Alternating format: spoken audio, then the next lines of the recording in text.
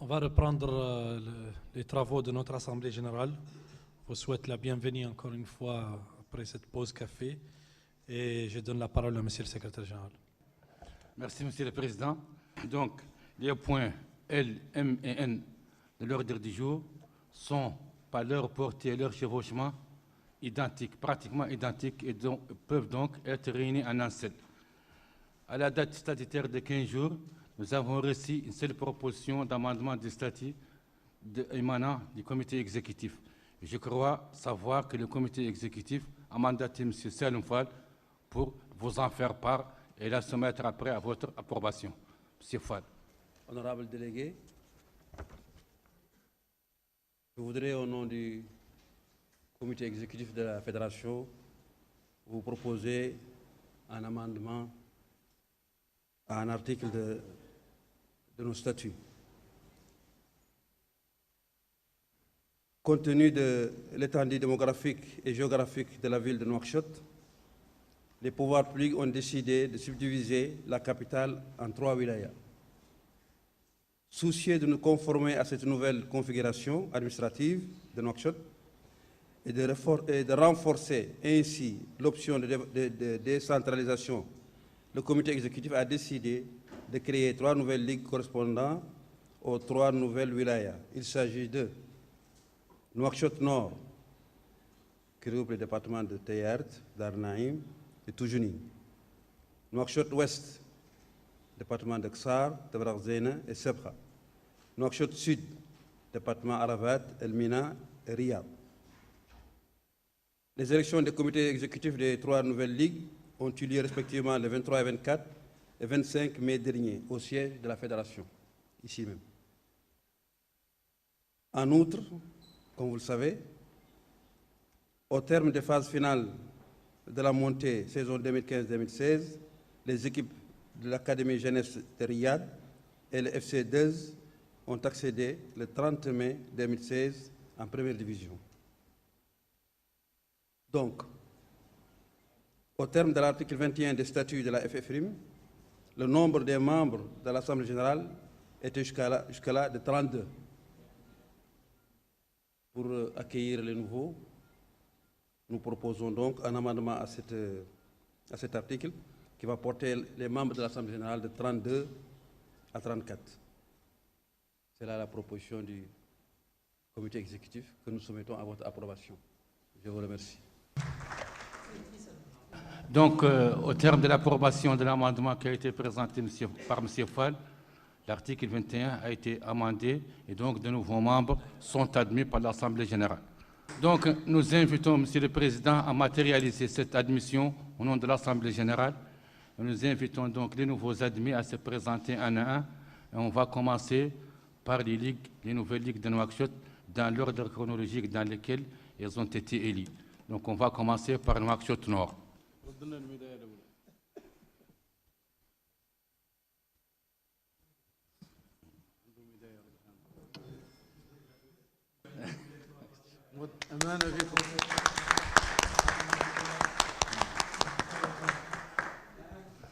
Nouakchott Ouest.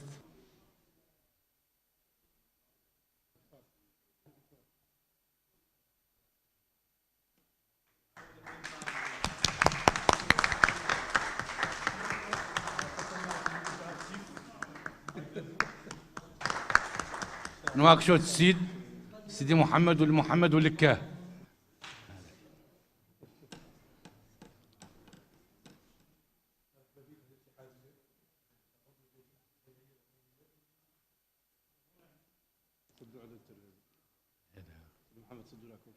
D'accord. Nouakchott Sud.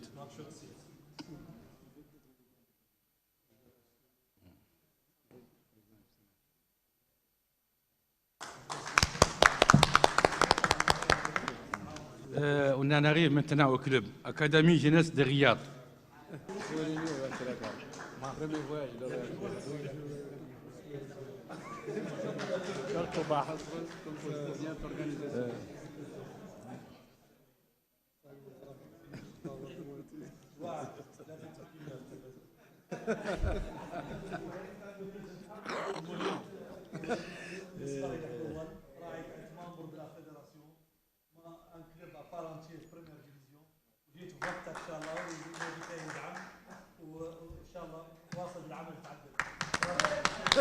Et enfin, le FC 2.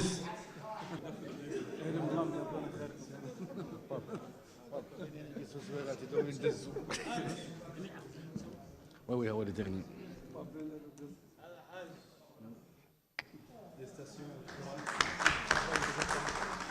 Donc, félicitations aux nouveaux admis, aux nouveaux membres de notre Assemblée générale.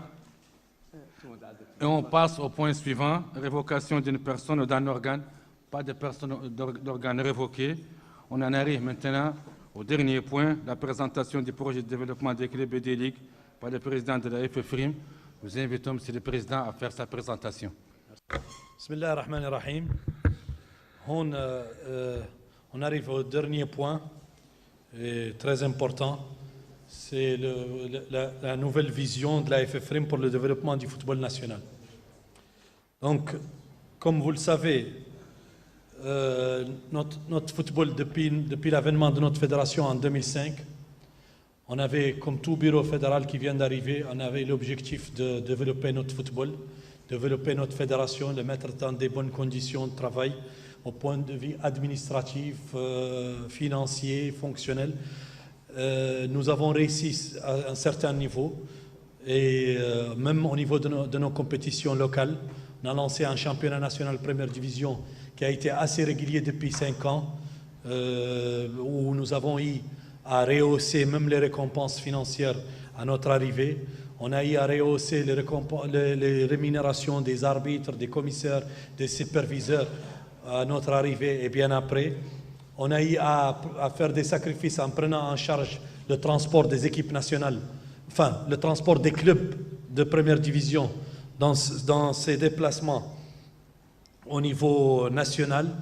Et tout cela, on est resté avec une situation, on va dire que notre championnat a toujours eu des problèmes parce que les clubs, en particulier les clubs, n'ont pas si accompagné ce développement.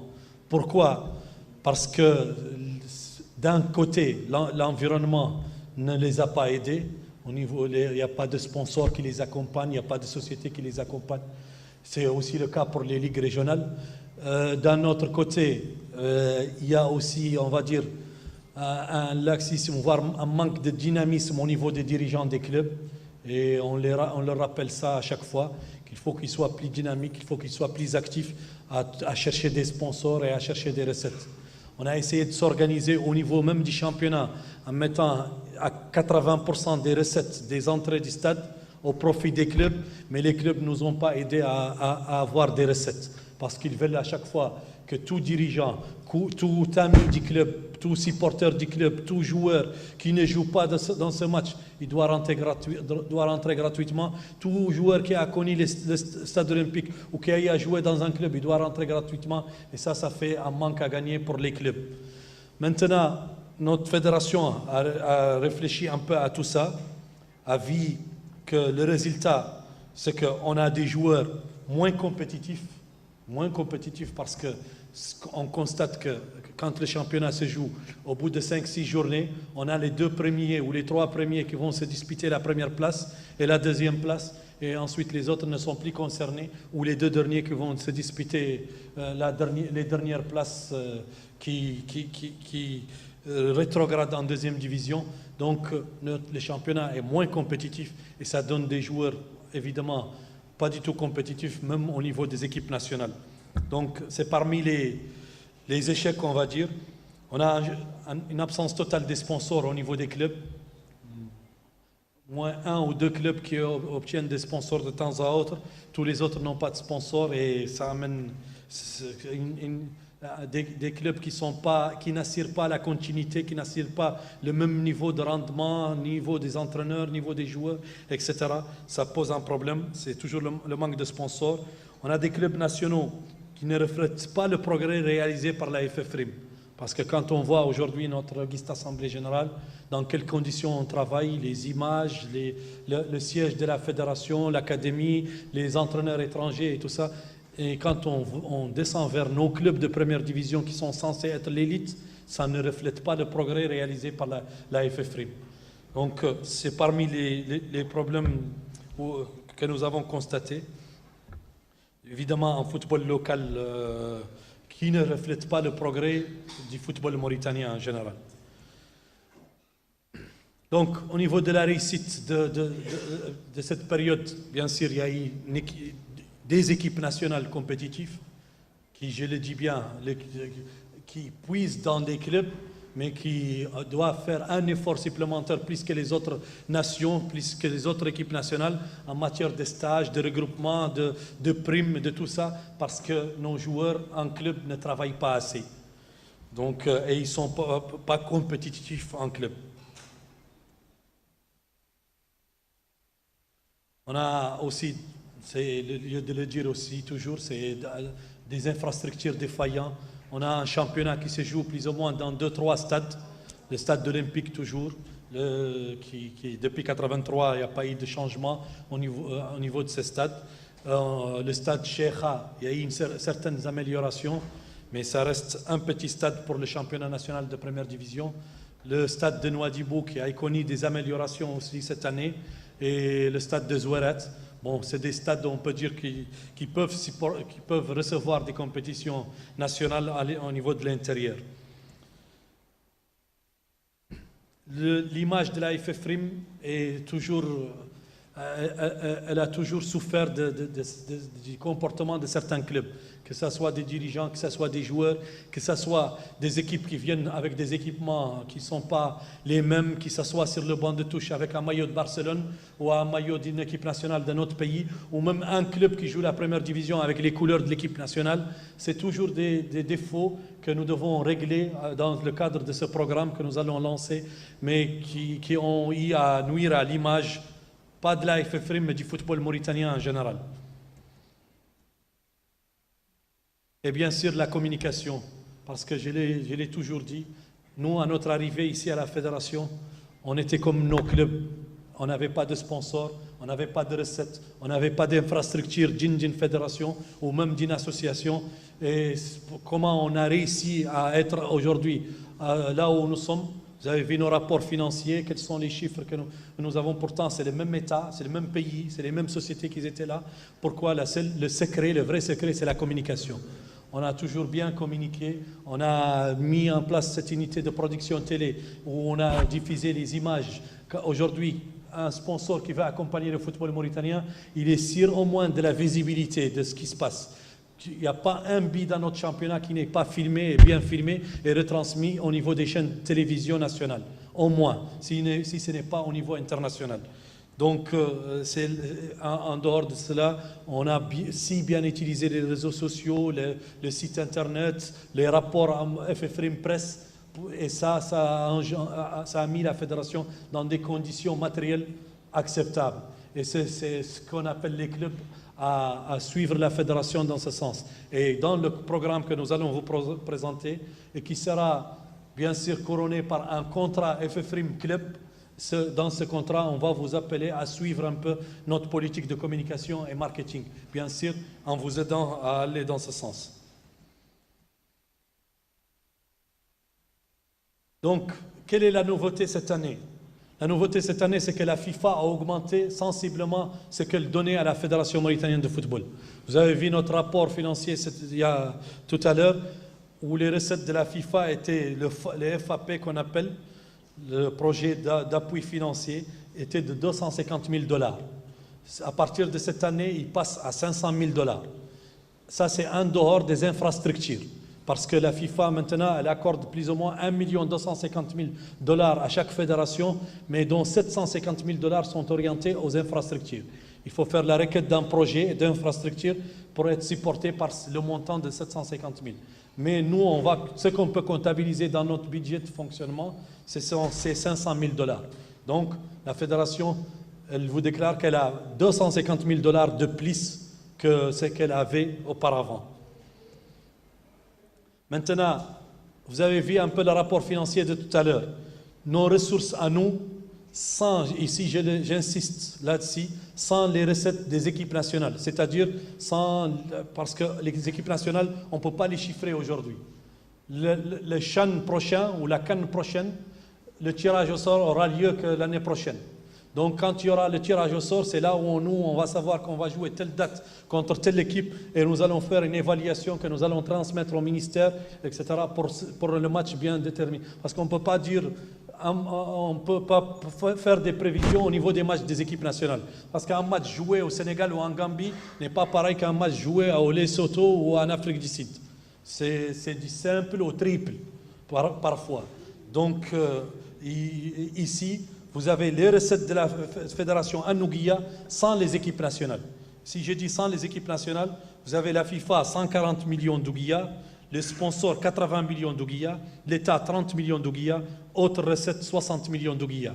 Si je dis ici autres recettes, ça c'est le sponsor officiel, il y a d'autres sponsors, il y a les panneaux publicitaires vendus au stade, il y a les recettes des matchs, il y a les engagements des clubs en championnat, etc.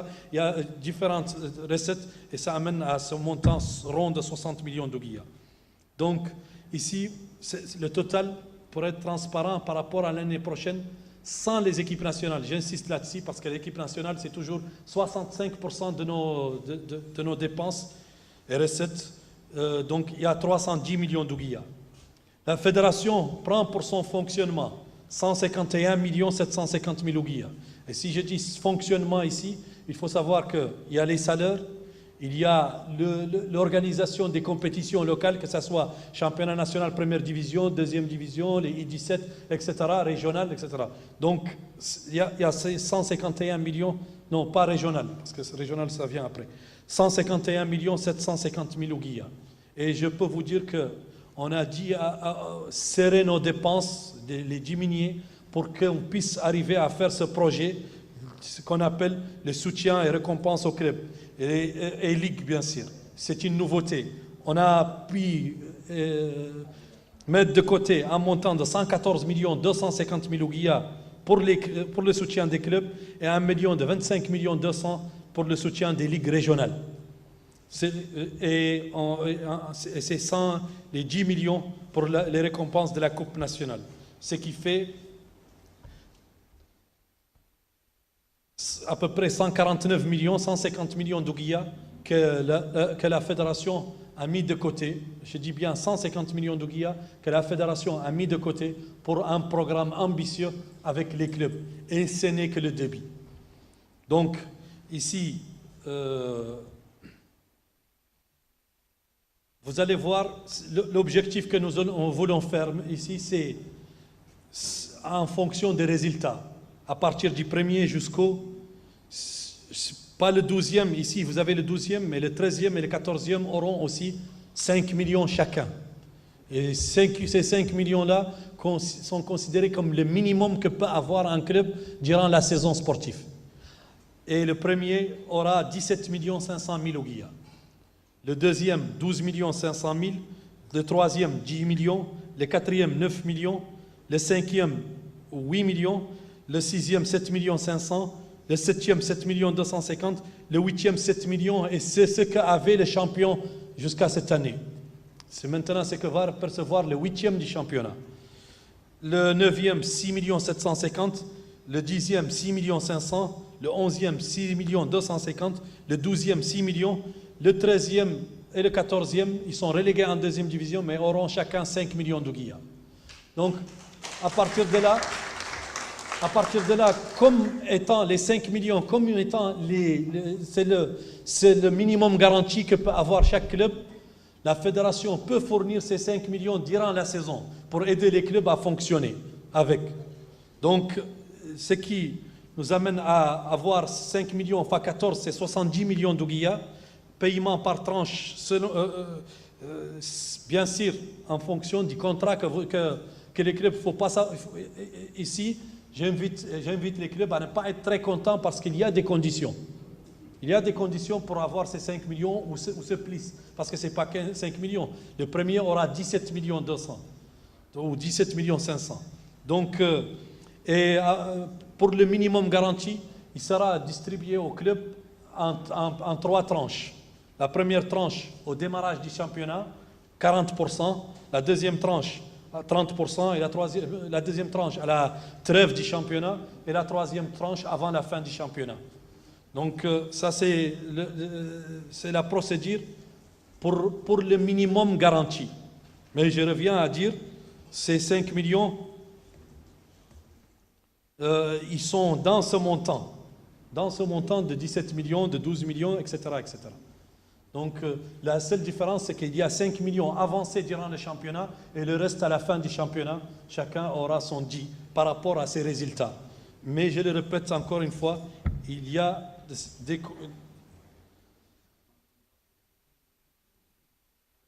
Non, ça c'est...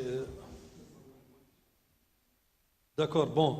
Je veux passer apparemment selon le truc aux ligues et après je vais revenir aux conditions vis-à-vis des clubs. Donc, pour les ligues, le soutien des ligues.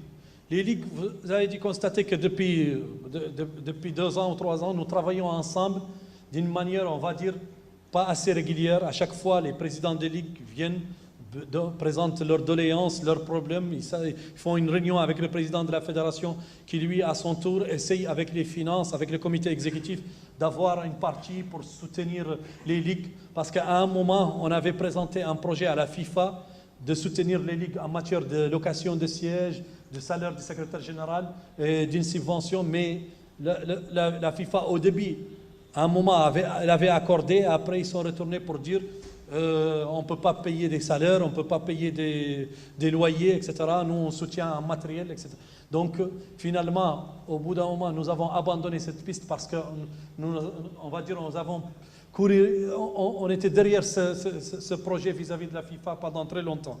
Maintenant, ce qu'on veut, c'est l'officialiser d'une manière officielle. Avec, bien sûr, ça a été discuté au niveau du comité exécutif qui s'est réuni hier ici à la Fédération et nous avons officialisé le soutien aux ligues. De cette manière aussi, salaire du SG, bon, le montant total c'est de 25 millions 200. Les salaires du SG, on a désormais, c'est 14 ligues ou 15 ligues. On a 15 ligues et avec les charges aussi locatives du siège pour 15 ligues, avec des subventions aux compétitions pour 15 ligues. Donc, salaire du SG, c'est 50 000 ouguiyas, multiplié par 12 mois, c'est 450 000, multiplié par 15, c'est 9 millions d'ouguiyas. Le siège aussi, c'est 40 000 ouguiyas, la location du siège, multiplié par 12 mois, multiplié par 15, ça donne 7 millions 200. Et subventions aux ligues, nous avons accordé une subvention de 600 000 ouguiyas pour les compétitions régionales. Mais ici, il compte bien de rappeler que les ligues, ce n'est pas le même cas que les clubs. Ce sont des démembrements de la fédération. Donc, ils peuvent continuer à bénéficier du soutien de la fédération en dehors de ce programme, en fonction de leurs activités. Les stages des arbitres, les stages des entraîneurs, le football jeune, le football féminin. Plus une ligue s'active, plus elle va être accompagnée par la fédération dans le cadre de ces activités qui sont en dehors de cela. Donc ça, c'est d'abord subvention au championnat régional et prise en charge de charges locatives, etc. Cependant, certaines ligues peuvent ne pas être appelés à payer de la location parce qu'il y a des ligues qui ont des sièges au sein des stades municipaux qui ont été construits. Ce montant va rester au bénéfice de cette ligue, mais ils doivent informer la fédération pour l'orienter vers un autre chapitre avec l'autorisation de la fédération. Cependant, je le répète, il y a des conditions et ces conditions sont valables aussi pour les ligues que les clubs. La fédération, et je vous le dis devant tout le monde et ici à l'Assemblée générale, il y aura plus de transactions avec la fédération en argent cash ou en chèque. Il n'y aura plus que des virements bancaires. Une association membre de la fédération qui n'a pas un compte bancaire ouvert dans une banque ne peut plus être acceptée, elle ne peut plus percevoir une ouguiya de la fédération. Donc, ce sera des virements, mais la fédération s'engage devant vous à respecter le calendrier des paiements des tranches. Et ça, c'est valable pour les clubs et pour les ligues. Et je vous le dis, la fédération, on lui exige à elle la double signature au niveau des comptes bancaires. Il n'y a pas de raison qu'on ne l'exige pas aux autres. Moi, j'ai la double signature, j'ai le président de la commission financière qui signe avec moi les chèques. Quand je dois payer, auparavant le trésorier. quand je dois faire un paiement au niveau d'une dépense quelconque. Ça doit être valable aussi pour les associations, parce qu'il ne s'agit pas des entreprises privées ou il ne s'agit pas du bien personnel, il s'agit d'associations. Et le mot association laisse entendre qu'on s'associe pour fonctionner. Donc, il doit y avoir des doubles signatures sur l'ensemble des comptes des associations. Et c'est pour la transparence et la bonne gouvernance. Donc, l'objectif du contrat avec FFRIM et club, et je reviens au club, c'est une meilleure image du football national, bien sûr. Et ici, il y a une exigence importante, sine qua non, on ne discute pas là-dessus. C'est d'abord que chaque club doit avoir 2 catégories de jeunes, I17, I15. Et ces 2 catégories de jeunes, ils doivent avoir 2 entraîneurs, au minimum un entraîneur fédéral 1, parce que la fédération a formé beaucoup d'entraîneurs ces dernières années et ils sont restés sans travail, sans boulot au niveau des clubs, parce que les clubs disent qu'ils n'ont pas les moyens ou qu'ils n'ont qu'une seule équipe où ils ont un entraîneur. Donc nos exigences à partir de maintenant, c'est un entraîneur diplôme fédéral 1 pour les I15, un entraîneur diplôme fédéral 2, I17, et il y a suffisamment de diplômés, et bien sûr pour l'équipe A, obligation, l'équipe dans la première division, obligation minimum licence C de la CAF. Et je vous avertis, quand on aura suffisamment de licence B, CAF, on va exiger la licence B aussi en première division. Mais pour le moment, minimum licence C de la CAF pour être entraîneur en club de première division, dans un club de première division, et I17, licence fédérale 2 et fédéral 1. Et les contrats, je le répète aussi, les contrats de ces entraîneurs-là doivent être validés à la direction technique de la Fédération nationale de football. Et parce que la direction technique aussi va les convoquer à chaque fois, même pratiquement d'une manière hebdomadaire, pour des séances ou des cours, afin d'harmoniser ou d'avoir la même politique de formation au niveau des clubs et de la fédération. C'est ça l'objectif, c'est que notre football, qu'il y ait une identité, qu'il va ensemble. La formation au niveau des jeunes aura une identité. Au niveau des clubs et au niveau, on ne va pas intervenir au niveau des équipes premières, mais au niveau des équipes des jeunes, c'est ça. Il faut qu'il y ait des contrats et ces contrats doivent être déposés à la fédération. Si jamais les clubs ne payent pas ces entraîneurs-là, la fédération va les payer à la source des clubs. Qu'on soit clair. Mais on ne va pas exiger des montants qui peuvent vous poser des problèmes. Mais de toute façon, vous allez discuter ça avec le secrétariat général ou la DTN pour fixer un salaire minimum pour ces entraîneurs de Fédéral 1, Fédéral 2. Donc, bien sûr, avoir une stratégie marketing conforme aux orientations de la FFRIM. Aussi, on vous invite à suivre nos orientations en matière de marketing. Parce que, je vous le dis, 5 millions, 10 millions, 15 millions, que vous ayez le maximum, que nous, on ait plus de recettes l'année prochaine et qu'on augmente l'enveloppe, ça ne peut pas faire de vos clubs des clubs professionnels. Il faut que vous ayez dans la tête que ça, ce n'est qu'une partie de l'argent que vous pouvez avoir, mais vous devez travailler avec nous, faire la même politique marketing pour faire grandir vos clubs et avoir des ressources en dehors de la fédération et en dehors des récompenses. Et croyez-moi, vous pouvez le faire. Il suffit d'y croire et de travailler avec nous et vous pouvez le faire. Donc, bien sûr, il ne faut pas que je me répète, mais formation des petites catégories conformes aux directives de la DTN, bien sûr, ça c'était la condition, ça reste la condition, 0 forfait en championnat national de première division.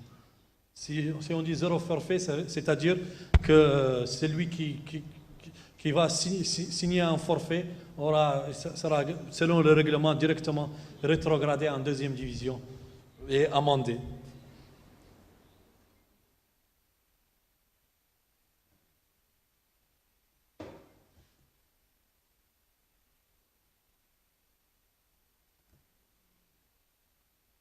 Donc, voilà, parmi aussi les conditions, comme je l'ai dit tout à l'heure, 0 liquidité, 0 chèque, toujours virement ouvert dans un compte bancaire avec la double signature.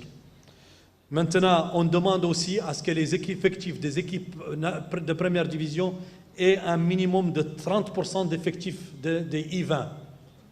Parce que quand on a regardé, on peut organiser un championnat I-17, on peut organiser un championnat I-15, mais un championnat I-20 est assez mélangé avec le championnat national de première division. Donc, mais la seule contrainte, c'est que parfois on a beaucoup de jeunes I-20 qui sont dans des clubs et qui ne jouent pas, ou qui sont parfois pas du tout recrutés. Maintenant, c'est 30% de l'effectif, et aussi on avait dit 2 joueurs au minimum dans les 18 des I-20. Vous pouvez avoir 30%, c'est-à-dire et l'effectif maximum autorisé, parce que certains peuvent jouer sur les effectifs et ils vont aller faire 40 joueurs pour pouvoir diminuer les I-20, parce que l'effectif maximum autorisé est de 30 joueurs. 35, pardon, c'est vrai, 35 joueurs. 35 joueurs, et sur ces 35 joueurs, il doit y avoir 30% des I-20. Et sur ces 30% des I-20, il doit y avoir au minimum dans l'effectif de 18 convoqués dans un match, 2 joueurs. Donc, et bien sûr, transmission du dossier juridique de chaque club. Transmission, vous êtes des membres de l'Assemblée générale, vous avez des droits envers la fédération et vous avez des devoirs. La fédération aussi, c'est pareil. Elle a des droits, des devoirs envers vous, ce qu'elle essaye de faire. Mais vous savez aussi, elle doit respecter tout ce qui est ses statuts. Les statuts, c'est-à-dire un mandat de 4 ans pour chaque club, un bureau bien connu et un dossier juridique bien déterminé. Aujourd'hui, certains clubs manquent à l'appel par rapport à cela. Ça sera parmi les conditions de décaissement aussi. C'est que chaque club doit nous transmettre son dossier juridique avec un mandat clair et en cours de validité. Donc, c'est ce qu'on appelle la transmission de dossier juridique.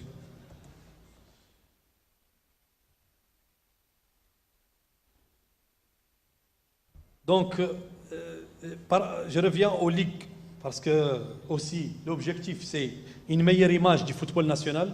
Au jour d'aujourd'hui, ça fait, je crois, 3 ans, on organise des championnats régionaux. C'est assez bien organisé, pratiquement dans l'ensemble des régions.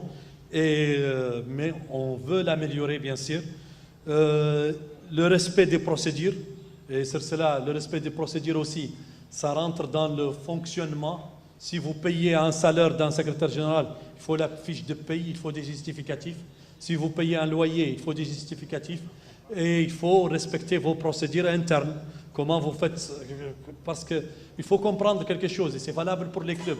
C'est que dans cet argent, nous, on a tenu à arriver à un objectif. Le montant de 150 millions d'ouguiyas pour pouvoir lancer ce projet pour la première année. Ce montant-là, plus de 50% provient de la FIFA. 80 millions d'ouguiyas, correspondant à 250 000 $. Ces montants, la FIFA ne va pas, pour eux, ils vont envoyer KPMG, ils vont contrôler, ils vont demander à l'audit local ici de nous auditer à chaque fois, comme on est audité chaque année par l'audit local statutaire et l'audit international KPMG. Ils vont nous dire, vous avez donné à la SXR, mais où sont les justificatifs? Où sont les justificatifs? Comment ils ont utilisé ça? Ils ont utilisé ça. Rigole pas. C'est pareil aussi pour nous, parce qu'on s'est mis on a exigé des procédures chez nous. On a une organisation administrative et financière qui exige le respect des procédures. Donc, c'est pas qu'on demande à la fin de saison que quelqu'un nous envoie une feuille Excel, j'ai utilisé cet argent pour ça et j'ai utilisé cet argent pour ça. Non, il y a un dossier et vous pouvez vous approcher de notre direction financière pour vous l'expliquer. Demain, ils vont plus ou moins séminariser les ligues sur les procédures et ensuite ça sera les clubs. Mais l'essentiel, c'est qu'il doit y avoir le respect des procédures, comment engager une dépense et bien sûr et ce n'est pas que l'argent que donne la fédération. Si vous avez des sponsors d'ailleurs, La fédération exige à ce que ces sponsors-là soient utilisés dans le football. Donc il faut justifier. Il faut justifier cet argent, comment vous l'avez utilisé. Mais pour le moment, ce qu'on va exiger, c'est de justifier ces montants-là, que nous, on doit justifier à la FIFA. Et on va pas, ça sera aussi par tranche. Et c'est le cas pour nous aujourd'hui. Aujourd'hui, la FIFA, ce qu'elle nous donne, elle ne nous le donne jamais en même temps. Il nous donne une tranche et on doit la justifier pour avoir la deuxième tranche. Donc ça sera valable pour vous. Quand vous aurez une tranche, vous allez justifier la première tranche pour recevoir la deuxième tranche. Et bien sûr, en fin de saison, les récompenses aussi, ils vont dans ce sens. Donc, respect des procédures, justificatif, compte bancaire avec double signature. Et football des jeunes, c'est les catégories I17 et I15. Et bien, bon, divers stages, arbitrage. Bon, c'est surtout participer aux divers stages de la fédération, pas seulement pas l'arbitrage. Et ici, il convient de vous rappeler que si on a mis des montants comme ça, l'objectif c'est d'avoir un championnat compétitif. C'est qu'aujourd'hui, au bout de la 18e journée, le 10e et le 11e vont se bagarrer pour occuper la meilleure place. Le 9e et le 8e, ils vont se bagarrer. On aura un championnat compétitif. Et ça laisse entendre que aussi des gens, des mal intentionnés vont être tentés de s'approcher de l'arbitrage, d'essayer parce que ça gagne ça rapporte de l'argent. Et sur ce plan, la fédération, elle a toujours été. Elle a toujours été. On a toujours sanctionné, que ce soit d'une manière officielle ou non officielle, ou connue ou pas connue. On a toujours sanctionné. Même cette année, on a eu à sanctionner des arbitres. Mais à partir de l'année prochaine, nos sanctions vont être plus graves et plus sévères, mais aussi ils vont aller vers, pas seulement le corrompu, mais le corrupteur. Rachi ou le Murtachi. Parce qu'il n'y a pas de raison, on met tous ces efforts-là, tout cet argent-là, les efforts des hommes ici, de Araghom ou Vetrethom ou les entraîneurs et tout ça, et un seul arbitre il vient et il fait ce qu'il veut dans un match. C'est pas logique. Et ça, on peut comme ça. Maintenant, l'objectif sera le maximum de transparence dans notre championnat. Bien sûr, on va former davantage nos arbitres. On a une nouvelle politique vis-à-vis de nos arbitres parce que le département de l'arbitrage, à partir de l'année prochaine, sera aussi dirigé par un étranger. Parce que nous avons sollicité une fédération étrangère et on a cherché, on a plusieurs CV maintenant des gens qui ont eu à diriger l'arbitrage en Algérie, en Tunisie, qui ont eu à diriger au pays de Golfe, Bahreïn, etc. Et nous sommes sur une piste assez sérieuse. Nous allons le confirmer dans les jours à venir, mais on aura un chef de département d'arbitrage qui aura à prendre des décisions en dehors de toute pression, et un étranger qui aussi nous allons l'accompagner parce que on reconnaît aujourd'hui que c'est parmi nos défaillances. Donc et c'est pour cela c'était juste ça fait partie de la nouvelle politique vis-à-vis du championnat. Il y aura plus d'argent, il y aura plus de contrôle, il y aura plus de sévérité. La fédération sera beaucoup plus sévère parce que il faut qu'on vous le dise. La fédération pouvait avoir ces plis, ces 250 000 $ de plis, cet argent de plis. On sera très à l'aise l'année prochaine avec un budget assez, on va dire, confortable et nous allons fonctionner tranquillement. Mais le contraire, on va être dans une situation moins confortable que l'année précédente. Parce que nous, on a diminué nos dépenses pour avoir un montant pareil afin de mettre en place cette politique de soutien au club. Si on l'a fait, c'est qu'on va être dans une situation pas du tout confortable, ça veut dire qu'on ne veut pas rigoler. On veut un championnat compétitif qui nous donne des joueurs compétitifs au niveau de toutes les équipes nationales et qui rend un autre... Parce que pour nous, je vous le dis, c'est une étape. La prochaine étape, on va vers le professionnalisme. Et certains pays vont directement vers le professionnalisme et ils disent on est professionnel, nous on va dire qu'on est semi-professionnel, mais l'objectif c'est avoir une politique harmonieuse, que les clubs accompagnent la fédération dans le développement du football. Et pour cela, on va être intransigeant avec tout. On a parlé de l'arbitrage, mais aussi intransigeant avec la gestion financière, intransigeant avec le comportement des dirigeants, des joueurs au niveau des stades. Parce que parfois on est dans la tribune, on nous dit un dirigeant d'un club qui est assis dans la tribune officielle en train d'insulter des dirigeants, en train de dire des mots qui ne sont pas dignes d'un dirigeant, etc. Donc ça, la fédération aussi va servir contre cela. Et on va essayer, par rapport au championnat, on est sur une étude avec la Ligue, de trouver une société privée qui va gérer les entrées du stade. Il va gérer parce que, et ça, on vous appelle à aider la société ou la Ligue, parce que chaque fois, le problème, c'est les clubs eux-mêmes. Ils ne veulent pas payer, les dirigeants ne veulent pas payer, les supporters ne veulent pas payer, et ils veulent tous être dans la tribune officielle, ce qui n'est pas normal. Donc, vos présidents ont le droit d'aller à la tribune officielle, mais pas vos supporters, pas vos amis, pas vos trucs. Ceux qui veulent aller, ils doivent payer des billets, et ces billets-là, je vous le dis encore, nous n'avons pas budgétisé les recettes. Les recettes seront remises dans cette cagnotte et seront redistribuées au club. Plus ils sont intéressants, c'est mieux pour vous. Et on ne peut pas monter. Et il y a un problème. Il nous arrive, par exemple, dans la tribune officielle, des dirigeants de clubs font un effort et ils vont chercher des sponsors. Et ils les invitent. Parce que quand il dit à un sponsor, j'ai un bon club qui joue bien, on est dans le championnat national première division, vous allez lui dire évidemment, on vous invite à regarder un match. Et quand vous allez l'inviter, comme par exemple j'ai dit Concorde, ils invitent un directeur général de Maersk et ils l'amènent dans une tribune où c'est la pagaille. La tribune avec des chaises, pas dans des conditions comme il faut, et avec un public qui insulte, qui rigole, qui ceci, cela. Et à partir de là, il dit, moi, je ne veux plus revenir ici. Et le sponsor est perdu.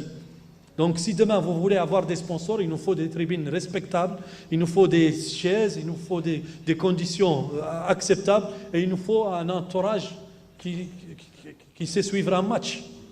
Parce que le bruit, le hiat, c'est pour les autres tribunes, pas pour la tribune officielle. Donc, ça fait partie des chantiers de cette année. Et aussi, la société qui va prendre la gestion des entrées, elle sera intransigeante. Il n'y a pas de « moi je suis dirigeant, je ne paye pas, moi je suis… » Parce que si tu es dirigeant, la société va mettre en place le paiement par an. Tu peux payer 30 000 ouguiya ou 20 000 ouguiya et tu as les entrées pour le stade pour toute l'année. Et cet argent va te revenir dans ton club. Donc autant le faire une bonne fois qu'on ait la politique des abonnements. Et ça c'est le constat qu'on a eu l'année dernière, parce qu'on avait mis en place, même les années précédentes, on avait mis en place un système de dire d'annoncer à la fin de chaque match les recettes. Et de dire 80% pour les clubs et 20% pour… la honte, c'est qu'à chaque fois, moi je suis dans la tribune officielle, je suis entouré de 200 bonhommes, et quand on nous dit tribune officielle, il y a 2 entrées payantes. Ou parfois 0 entrée payante. Parfois 0 entrée payante. Donc les gens qui vont, le public lui-même, il va dire ils ne sont pas sérieux ces gens-là. Donc on doit s'entraider à ce que ça fonctionne. Et c'est vous les dirigeants des clubs que vous devez instruire les gens qui travaillent avec vous, mais aussi votre public, vos supporters, à aller dans ce sens. Maintenant, il ne faut pas en vouloir la fédération et dire elle ne m'a pas laissé rentrer ou elle a averti tout le monde qu'il y aura une nouvelle politique.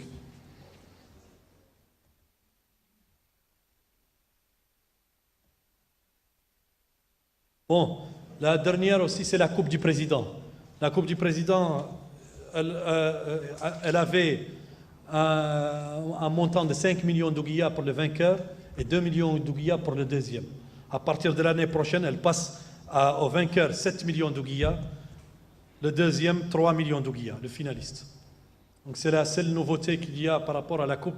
La Coupe, c'est en général maximum 5 matchs pour être en finale. Donc, bien sûr, si on a d'autres recettes ou si l'État compte l'améliorer, nous allons l'améliorer. Mais pour le moment, c'est déjà très bien. Il y a une amélioration.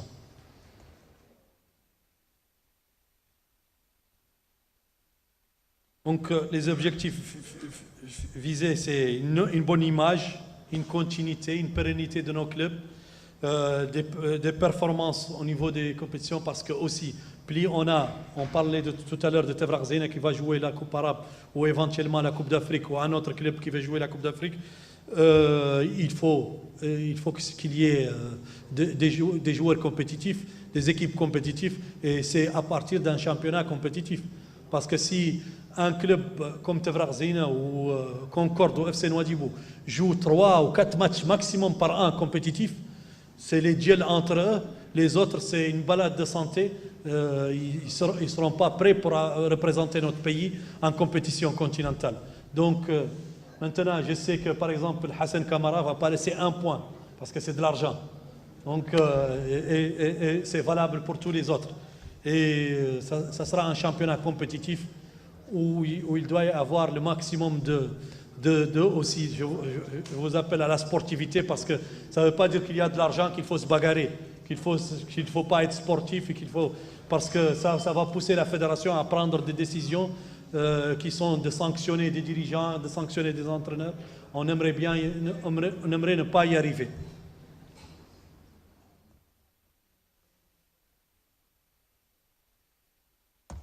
C'est ce que je viens de dire, assurer la performance des clubs championnats rêvés et réguliers, une meilleure image du football national, assurer la continuité des clubs et une bonne image du football national au niveau international. Je vous remercie. Donc, je ne sais pas, Vikom a des questions par rapport à ce qui a été expliqué.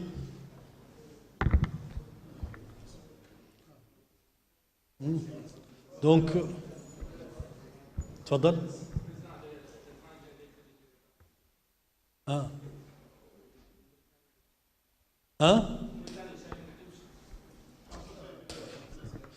شايفين شيء les entraîneurs اللي عندهم un directeur technique étranger. شايفين شيء le sélectionneur national. C'est هما ils vont l'accompagner ولا يشتغلوا معاه, mais on cherche des performances.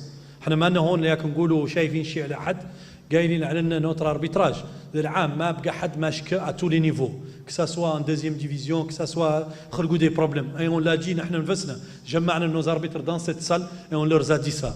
فهمت؟ وقلناها في notre comité exécutif ونتقاولوا مع la commission des arbitres ما باخلت شيء كان قارب فهم des problèmes نحن نعرفهم.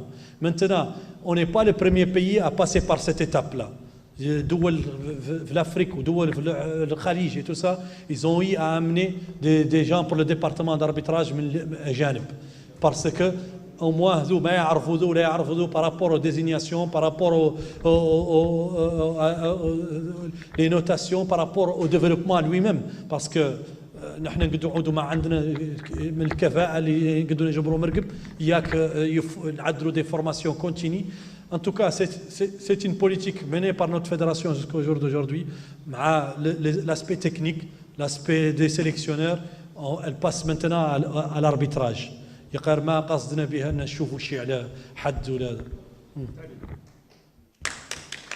Il est pratiquement 2h moins quart, très tard.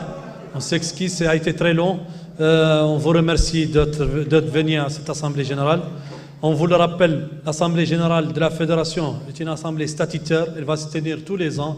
On va essayer le maximum possible d'être le plus transparent possible avec vous, de vous donner toutes les informations, que ce soit un rapport d'activité ou un rapport financier, et de travailler avec vous.